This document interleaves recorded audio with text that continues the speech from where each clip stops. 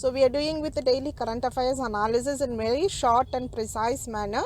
So the basic objective is to ease your newspaper reading in exam point of view. Okay. So to start with, the first issue is privilege motion moved against the Rajasthan MLA. So for prelims, you have to study about the all about the privileges given to the MLAs and the MP. This comes under GS2 Parliament of India. So all MP enjoys rights and the immunities, and the rights and immunities applied individually, also collectively, while they discharge their functions. So when these rights and immunities are disregarded, that is called an offence, that is called a breach of privilege, and that is punishable under law of Parliament. So Article 105 of the Constitution mentions two privileges. This is important for prelims. One is freedom of speech in Parliament and right of publications of its proceedings. So apart from the privileges which is specified in the Constitution, there is also other law called Code of Civil Procedure 1908, which provides freedom from arrest and detention under civil process, not criminal process, only civil process, because these have been asked in the previous year prelims question. So the the privilege is arrest and detention, freedom from arrest and detention under only civil process. So applicability is the Constitution extends the parliamentary privileges to those persons, also to the Attorney General of India. Okay.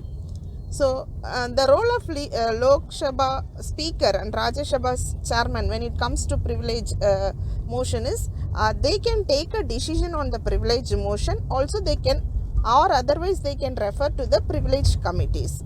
Okay. So privilege committee is consist of Speaker of Lok Sabha nominates a committee, and it consists of 15 members of Parliament from each parties. Okay, the Rajya Sabha committee has consist of 10 members. So the report prepared by the committee has to be submitted to the House. Okay. Next issue is government to privatize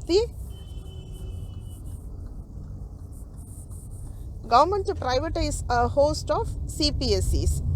So this comes under GS3 mobilization of resources. So disinvestment is the sale or liquidation of assets, okay, by the government. That is called disinvestment. Usually these are done in central sector or state public sector. So the fund that is generated from disinvestment, that will help to reduce public debt. Also it will increase the debt to GDP ratio. So there is a minor disinvestment, major disinvestment, and complete privatization. These are the ways. Minor means the government will give only a portion of its stakes, but the majority stake will remain with the government itself. Major means government sell off the majority of stakes. Complete privatization means the complete control will be given to the private player. So disinvestment policy in India, when it comes to disinvestment policies, it focus on public sector enterprises only, and this actually it is not a new one. It began from second 5-year plan and industrial policy resolution from 1956 onwards. So after this LPG reforms, there have been structural reforms have been launched, that is during 1991. So Narasimha Rao government initiated a disinvestment policy. Okay, and Rangarajan committee was appointed, and that recommended 49% of disinvestment. Also we have National Investment Fund. Whatever the fund that is raised from disinvestment process will be channelized to this fund. Okay, and the new disinvestment policy also utilized in the investment in new project. So this Department of Disinvestment was renamed as Department of Investment and Public Asset Management. Next issue is don't take up the data bill. This data protection bill was in news. For prelims, you need to understand the data protection bill related cases, like Justice Puttasamy case versus Union of India. In that, Supreme Court says that Indians have a constitutional protection of their privacy, fundamental right to privacy, and it comes under Article 21, that is become an intrinsic part of life. And the B.N. Sri Krishna committee says that it should strengthen government should strengthen the privacy law, and also there should be restriction and in processing and collections of data, and right to be forgotten data localization should be there. So IT rules 2021 also mandate social media reforms to exercise the diligence. The next issue is core sector grew to 7.4%. So this comes under GS3 growth and development.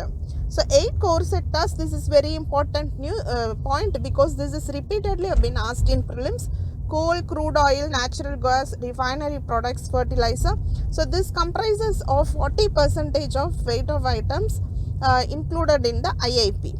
So this is also important. In the weightage of core sector industries in decreasing order comes like refinery products, followed by electricity, then steel, coal, crude oil, natural gas, cement and fertilizers. Okay, see about IIP, which is an indicator that measure the changes in volume of production, and it is compiled by CSO, Ministry of Statistics and Program Implementation. Okay, base year for IIP is 2011 to 12.